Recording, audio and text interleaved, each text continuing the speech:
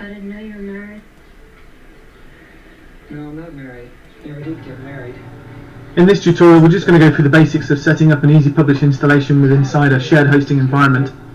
And so before I do that, I've just come into the control panel of my web space, and this control panel is cPanel X, which is a fairly standard and common control panel that you'll find in lots of web hosting packages. I'm just going to come inside here and I'm going to create myself a database to actually run the Easy Publish installation on. So I'm going to go across to MySQL databases, go down to where I can create a new database, and I'll call it EasyDB. And we can see that that database has now been created here, but we haven't actually got any users associated with that database, so I'm now going to go down and create a user as well, and we'll call him Easy User, and the password will just be password. So we're going to add the user to our web space, and then we need to make sure that that user is actually obviously associated with the database.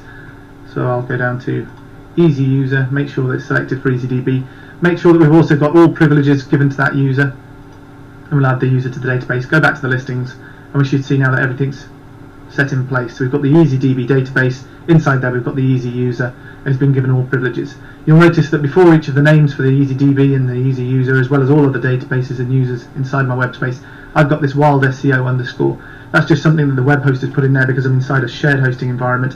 It might not necessarily be there inside your hosting, certainly not the same name, wild SEO. You may have something similar, however, another few letters before you've got your database name. Nothing to really worry about. You've just got to remember what those letters are when you come to actually running your Easy installation later on, your Easy Publish installation.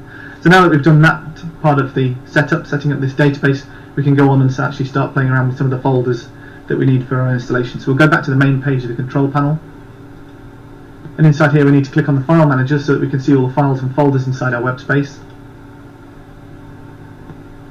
And inside my file manager, if I go down to public HTML, you can see that I've got the Easy Publish zip that I've uploaded from my PC.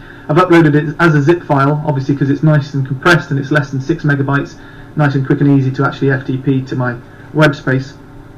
And now, because I'm using a control panel like cPanel X, I'm actually able to select the zip, and then I can go across to extract file contents, and I can open up this zip inside my web space rather than actually opening it up on my PC and then uploading all of those files, which would be something like 27, 28 megabytes, quite a lot more to actually upload and take quite a bit longer to get there. So I'm just going to make sure that Easy Publish zip is selected, extract file contents, and this will just take a few seconds to go through, and it will give me a confirmation screen to let me know that all the files have been extracted. So I'll close that down. If I now click on refresh and go back into public HTML, we can see we've got a new folder here which is Easy Publish 3.4.0. Not a very friendly folder name, so I'm going to click on that. I'm going to rename it to Easy Site, and we'll just rename that. And now we can see we've got an Easy Site folder inside here, but it's obviously got all of those folders and files that make up the Easy Publish installation, so all the bin, cron, jobs, designs and so on. You can find more details of these on the Easy Systems website. They'll run through each of these folders and tell you what would actually be held inside these folders and how they actually make up your Easy Publish installation. We won't actually go into that now.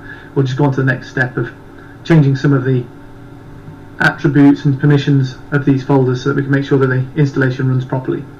So I'm going to go back up one level.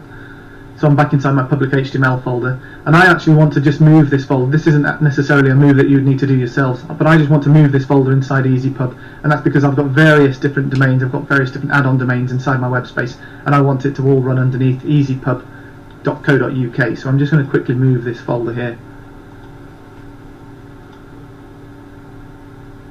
Make sure that it goes underneath EasyPub. And so if I have a look underneath EasyPub here, I can see that I've now got my Easy site. So now that we've done that, we can go and open up a web browser, find this folder inside our web browser, inside easypub.co.uk, and we can take the installation from there.